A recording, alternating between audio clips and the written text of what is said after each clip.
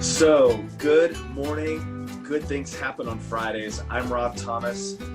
I'm a BG5 enthusiast. I've been studying BG5 for 5 years. I've been applying it professionally in my life for 5 years. And I've also been helping others professionally with this information for 5 years. And today I have a fantastic opportunity to bring to you one of the founding students. Her name is Susan Steiner. She lives in Switzerland. And we're going to have a great conversation today. What I want to really pull from our conversation for your benefit, for those of you that are watching, is and actually these are things that we have not talked about yet in past interviews. We're going to dig a little bit deeper into what is BG5 and how does it fold into the business climate. We're also going to talk about how BG5 can help groups do even better. To understand each other more, to solve that problem of engagement that we all hear about all the time, to help build more collaborative teams. And then we'll also talk a little bit more about just where BG5 is headed as a practice. So without any further verbosity on my part, hi Susan. Hi Rob. So glad you joined us. Thanks for giving all of us your time today. And so, really quickly, I want to introduce Susan as an advisor. And so rather than me tell all of you that are watching what an advisor is, Susan, will you share with the group what is an advisor and what's it like to be an advisor from your perspective and, in the professional world? Okay, big question. Being an advisor is something that happens most often one-to-one. But we have as advisors, we have a way of seeing how energy flows. And this is really helpful in a corporate environment. We also can form partnerships with people pretty fast in the coaching area.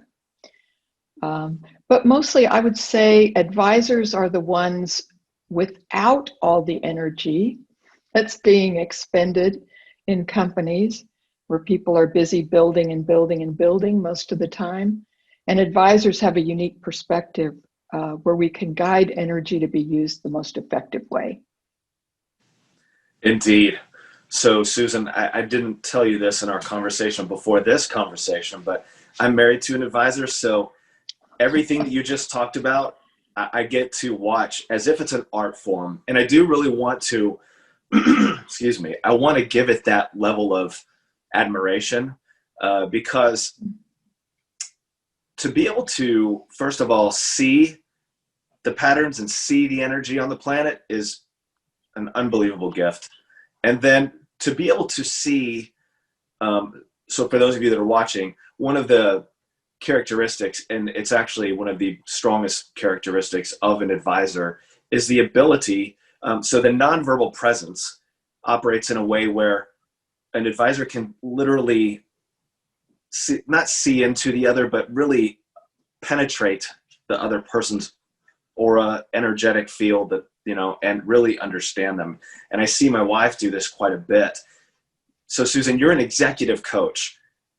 Can you give everyone an example of what that is like to be able to help someone in that way using that one characteristic of being an advisor? Yeah, it's I guess what I would say, how I would say it from my perspective, is that it has that ability to really focus into someone, has each client be very different. So nothing I do works with every client because they're so different. But when I'm plugged in with them and we're moving along in our coaching sessions, it moves in, the discussion moves in ways that value them, that person. And I know sometimes I have to go back and talk to other people that they work with if they're, saying I'm having a problem with this person. When I focus in on somebody, their case is completely different from anyone else's. And there's nothing I can say that would apply to them that applies to everybody else. And I guess that kind of personal approach is a strong suit for advisors, people really feel seen and heard. And of course, using human design slash BG5, we see things about people that they didn't know anyone could see about them. You know, it's like the kind of secret stuff. So yeah, so being an advisor gives, I think, a unique experience of that. Also, I would say the invitation piece, I'm sure you have this with your wife, that she needs to be invited. And now that's the art form right there, is for an advisor, is to wait for invitations and then see if that's a correct invitation or not. So I can also, as an advisor, be quite particular about who I work with. You know, do they really want coaching from me, or are they asking for coaching because their boss said they needed to, or whoever's watching their work? So it doesn't work as well when that's the case. Sure. Understood. Yeah. So you talked about me understanding my wife and the invitation aspect. Just a quick story. I understood it so well that when I proposed, so she, by the way, her decision-making strategy involves emotional clarity, right? There's no truth in the now for her. She has to sleep on it, literally. And so, you know, being a male in America, that can be a little strange, right? Having to deal with like waiting for the answer, because, you know, if it doesn't look like it does on TV, then, oh, there's a problem, right? It didn't get the answer right away, blah, blah, blah. But, you know, I told her when I proposed, I said, look, I'm totally, you know, whenever you feel calm and confident about this, just give me the answer. Which is pretty awesome, I thought. It's pretty awesome. Pretty awesome. How long did it take her to say yes? Not long. I got it the next day, sometime in the afternoon. Sweet. Yeah. Good for you. Yeah. So I'm glad me and my own express builderness wasn't just trying to like, you know, let's go. Yeah. So, Susan, you also talked about, you know, in your executive coaching practice that you have, that your clients feel seen. And I've always wondered this, you know, me being an express builder, you can see things I cannot, right? I just simply don't have the mechanics to do that. So I absorb a lot of what's around me, but that focus that you have, it's just not possessed in the other career types. And so that must feel very gratifying when you're finished with a client, that they know that they've been seen, quite possibly for the first time ever. That's a nice way to say it. They do seem to like it. People feel, well, I was working with one woman the other day, and one of the things I've told her before about her career design is that she is a speaker for the tribe. And she was in the middle of getting a promotion to a more senior position even. And she got called by one of the vice presidents that reports directly to the CEO. And he asked her why she thought she should get the promotion. And she said, well, my coach told me that I'm a speaker for the tribe, and I need to speak for my tribe now.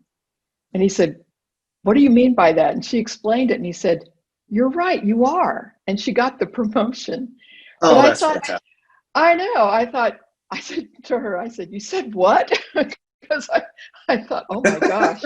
I mean, she was talking to this very senior guy talking about being speaker for the tribe, which is, of course, you know, kind of a lingo that we use. But she so understood that she was that she could say it with confidence to him and stand out among other people, you know, in a way that, like, she has a good understanding, because I think a lot of it is because of how we work together, not all of it, but she has a sense of herself as a leader it's a unique sense.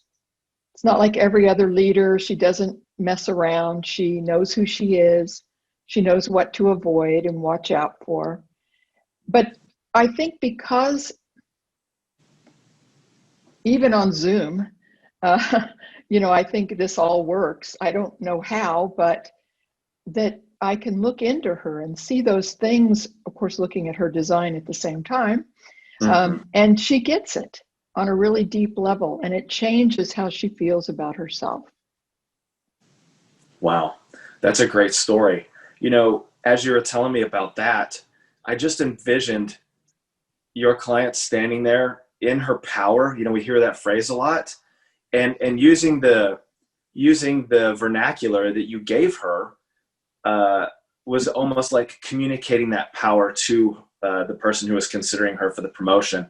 And they quite literally probably felt it. I can't imagine that they didn't, right? And, that's using this BG5, the human design system for business and career. That's one of the lovely things about this, is that we get to help people stand in their power as themselves, right? So true. And Yeah. most people, they really, they want to do that, but it's just like in regular life, you think, well, who am I and how can I do that? And I think it's only amplified in business, that kind of uncertainty, because you hear so many things about how you should be. Mm. So when people get to hear the BG5 concepts of who they actually are by their blueprint, which is how I usually talk about it, this is your blueprint. Now you've built a whole building on top of this blueprint, and that's you. And I don't know you yet if they're a new client, but I Mm-hmm. can see your blueprint, and we're going to talk about that. And then they start to see what their foundation is and how they're built, and ways that they can, like she did, express herself to other people and say, this is who I am. And I think that's a profound leg up in business. Just the confidence to be able to do that, like she had, is incredible. And I feel like that's a very large gift of BG5. I couldn't agree further. In fact, just looking back, and you said so many things that triggered some memories for me where, you know, um, kids at 18 have it so difficult. They've got to answer the question, the repeated, incessant, sometimes aggravating and antagonistic question of what do you want to be? But no one ever gave them the tools to understand how to, right? So, and then they go to college, and then they identify with whatever major they picked, correct or incorrect for them, and then we see further identification or definition or other behavioral influences when they join a company, right? And whatever mores or values or policies and procedures they have further molds that individual, and then they get to you, or they get to me, or they get to another individual who's gone through the certification to consult an individual with BG5, and then for the first time show them mechanically who they are. Right. And answer some questions about, for example, why am I not very effective on teams? Mm-hmm. Or why do I have to try so hard, and why doesn't anybody listen to me, Yeah. and things like that. Why do people just pass over what I say? I Yeah. have a lot of knowledge and I'm very assertive, but they still pass over what I say. And I have to go, oh boy, let's talk about that. Let's talk about that penta. Because Yeah. so now in business, I mean, everyone's on teams. That's right. Back when I was in business years ago, we just started the whole team thing at work. But now it is so in the milieu. I mean, that's all they're all on teams. That's And, right. regarding their penta skills, that also is a big part of BG5.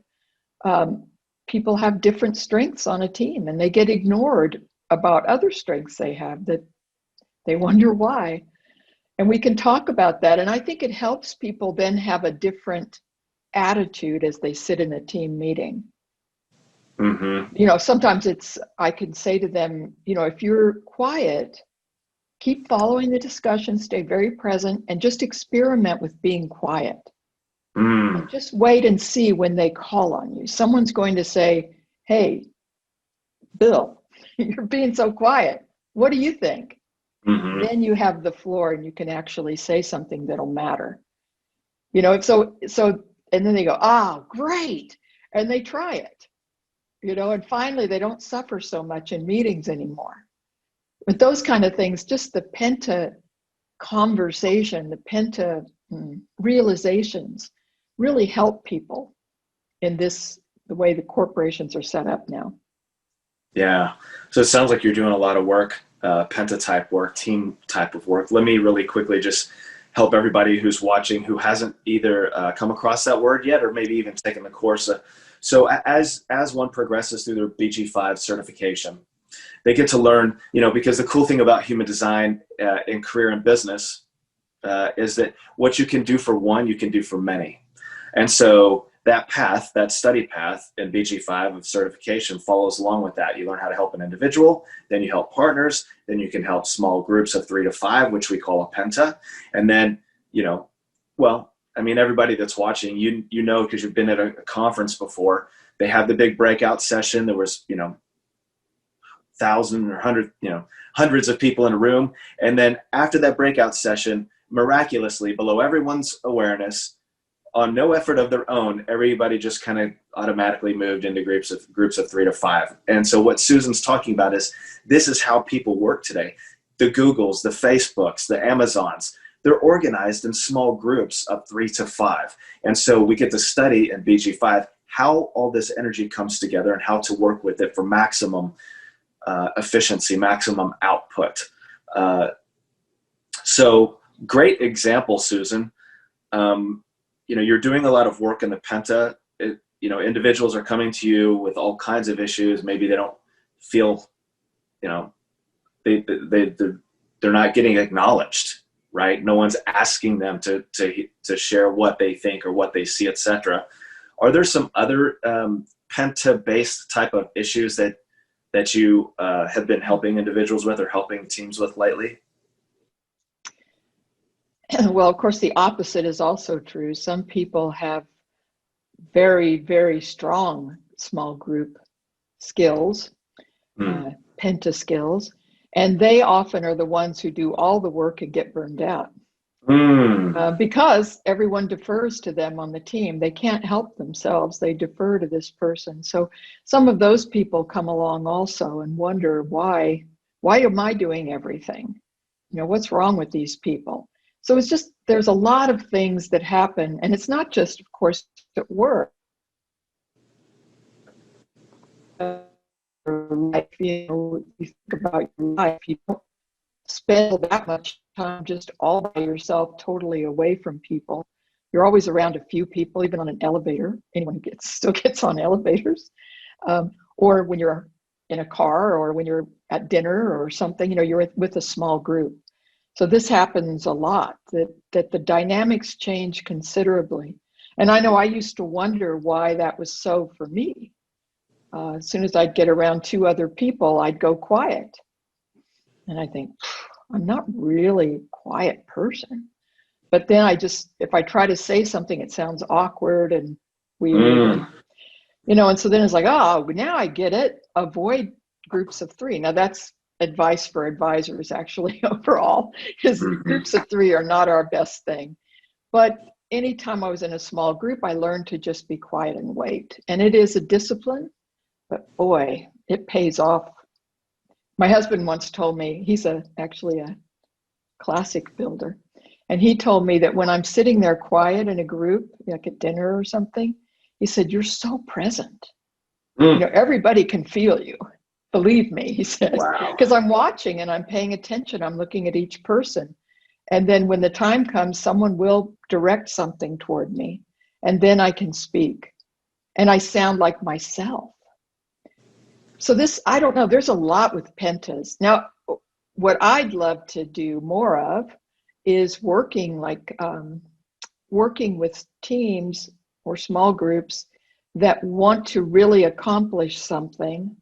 And I guess I would say, well, I'm sure every team wants to accomplish something, but something special, there's a lot riding on it. Something that I personally can get behind. and Mm. then do the kind of engineering that BG5 also teaches. The engineering the team to succeed, getting the right people on who share the right kinds of energy with each other. And Mm-hmm. then the magic happens. And because, you wonder, why is one team I've been on better than other teams I've been on, and what was going on? They were all good people. And, you wonder, it's like, is it just luck or something? Mm-hmm. No, it's not just luck. It Right. is who you put together and how their chemistry, how their designs work together. So anyway, that's the kind of work I would love to have. That kind of work. I'd love to do some of those experiments. Haven't Well, gotten so much of a chance. I tell you, Susan, there's a ton of opportunity out there for that. Um, a couple things come to mind. I mean, when you're talking about this, oops, sorry for that. My camera fell. Um, so I'm a recruiter, and my job is to bring a corporation and whatever who the hiring manager of a particular team, the right person. However, and so of course I can do this, right, because I have the BG5 information. But just imagine a recruiter that's operating solely off of maybe the value set of the corporation, the value set of the individual, and then their resume, which is nothing more than their opinion of what they've done, right? And that's how teams are being put together today, right? Do you agree with hard work? Yes, I do. Okay, fantastic. Did you do this type of work for the past 8 years? Because that's what we require. Yes, I did. Great. Well, we're going to call and check your reference. Oh, reference check went good. Great. Join the team. But then it doesn't happen, right? And then the managers stay up, late at night. They miss family events, and there's all these suffering that happens by managers of teams because they don't have the information that you possess, until they invite you to help them with this and literally lift up the hood of the team. I'm using a car analogy so that they can see the true energetic dynamics of what's really happening beyond the resume, beyond the value set of the individual and the corporation. You're showing them, look, you have a Corvette on your team and you've been taking this Corvette in the mud. That's not going to work very well. Put the Corvette over here on the pavement, make sure nothing's in the way, and let that car go. You could be super busy doing that because I don't know if you did Karen ever share with you that link? I believe it was a New York Times article, the study at Google. Did she share I that don't link think with so. you? Okay.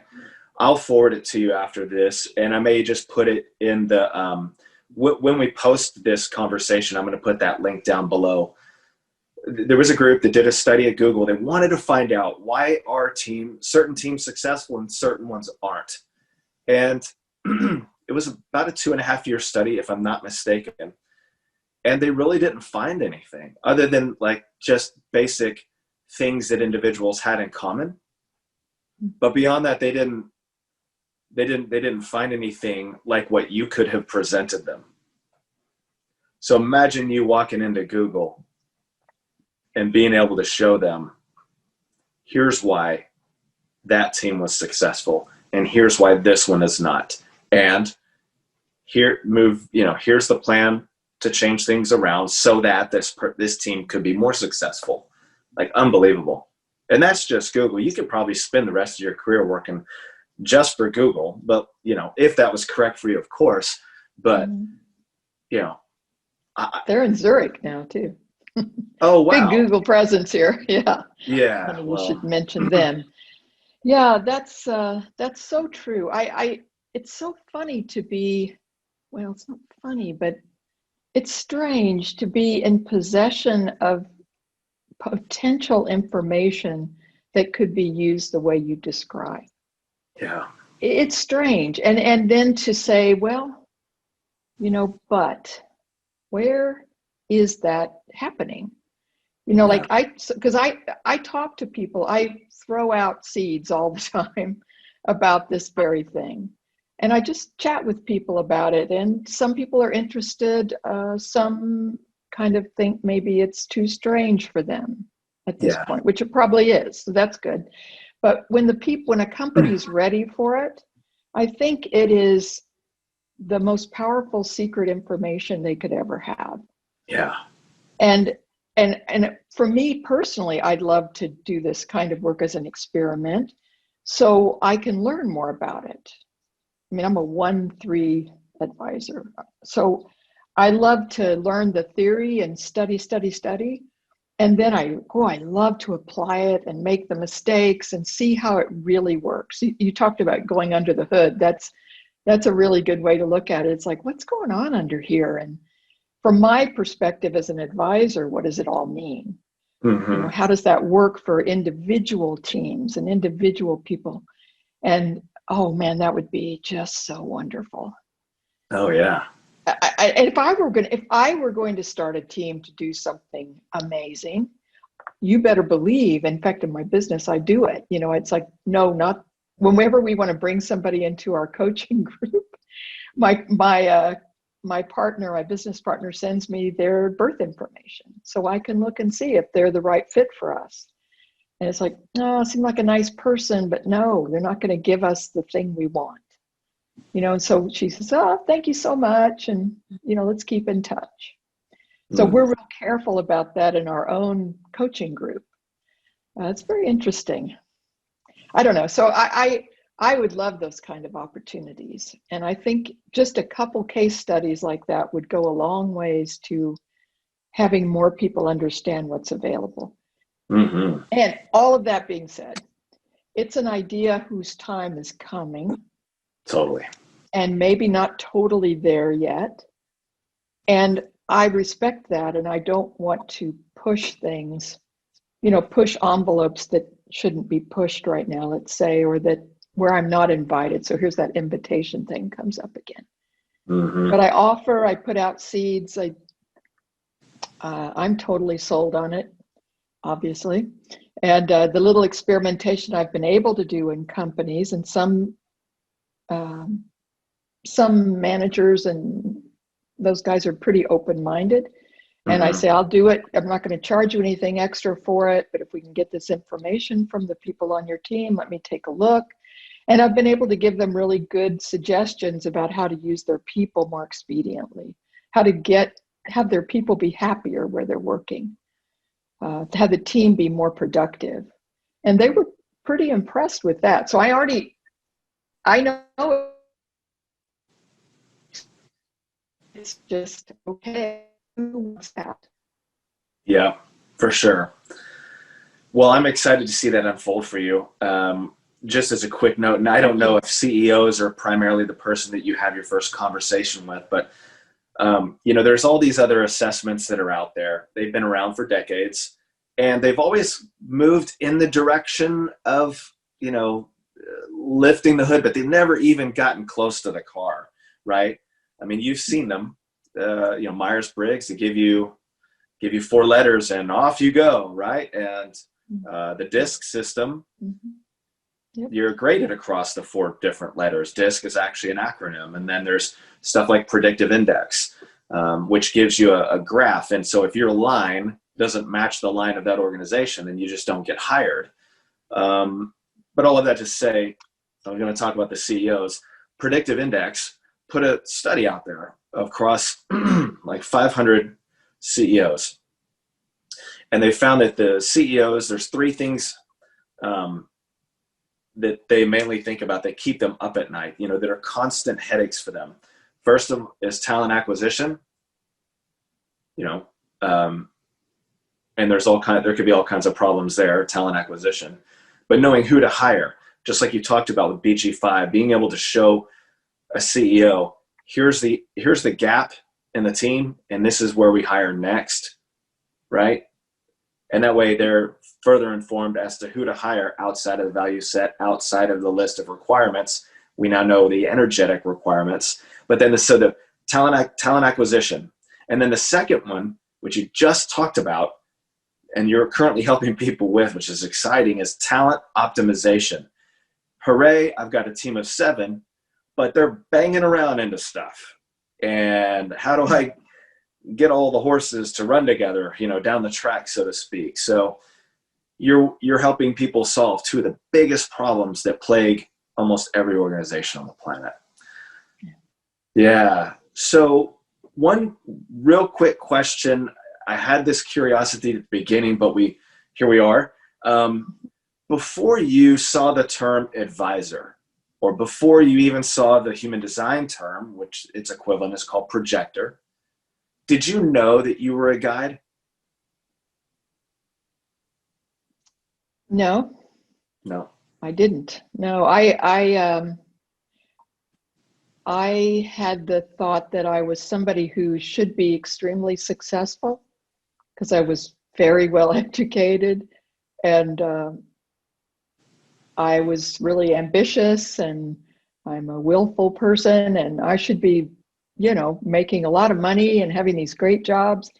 And I didn't. I always kind of fell through the cracks, even when I became a consultant early on and thought, okay, this is it.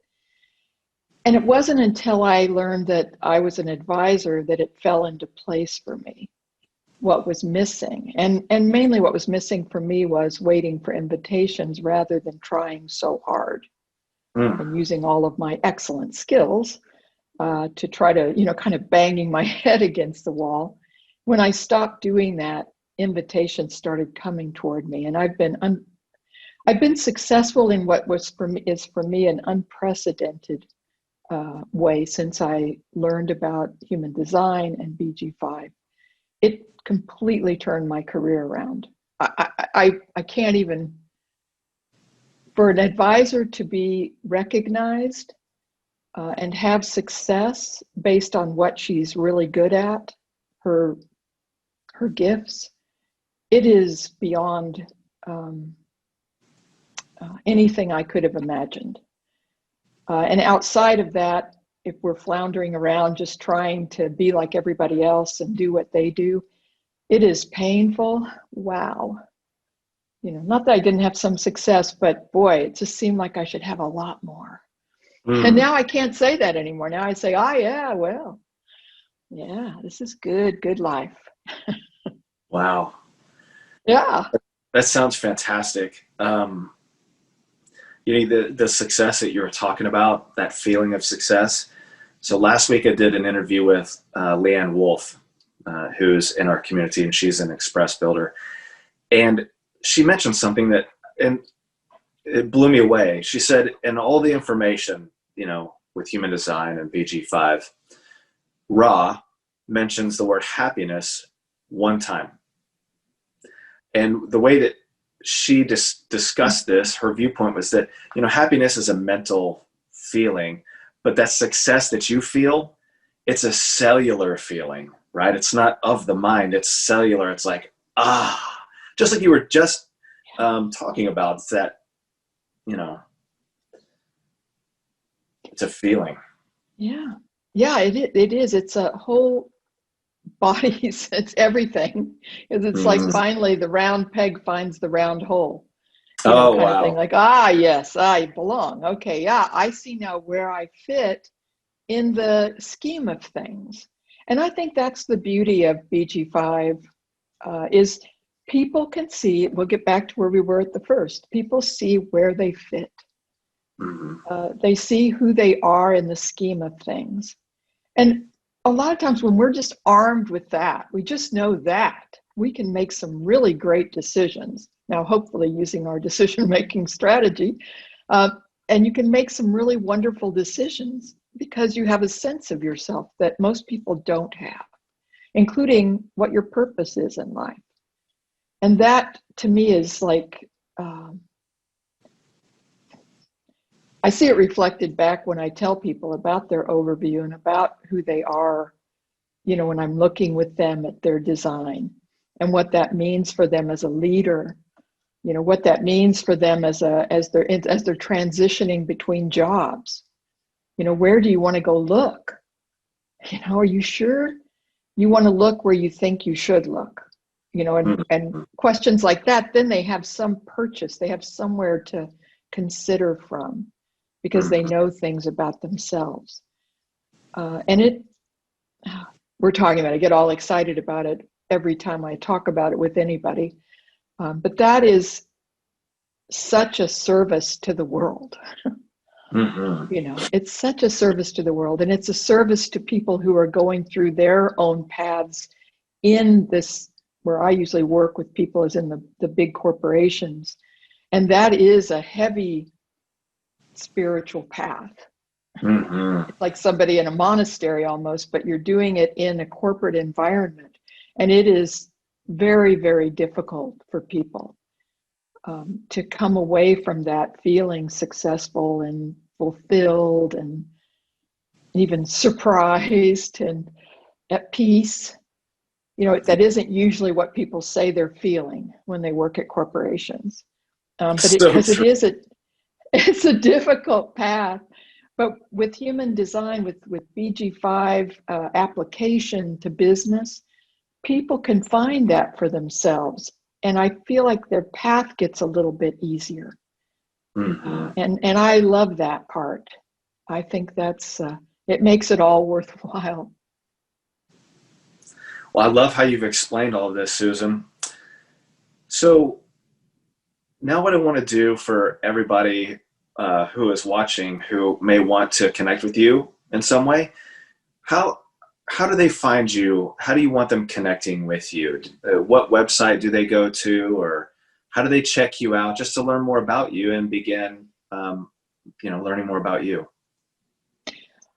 Thanks for asking that. My website is sbsteinercoaching.com. Okay. And that's a good place to find me and what I offer in terms of BG5 and how that can work for you. Excellent. Great. So thanks for the guidance there. I really want to just, again, express my gratitude to you for opening up and sharing with everybody who's watching what it's like to be an advisor in today's world, especially in the business climate, and your passions for what you're doing and how you're helping individuals. And then you're helping individuals in teams and helping those teams experience a path with less resistance, if you will. So, I hope you have a great rest of the week. And again, just thank you so much for your time. Thank you, Rob. My pleasure. Mm-hmm.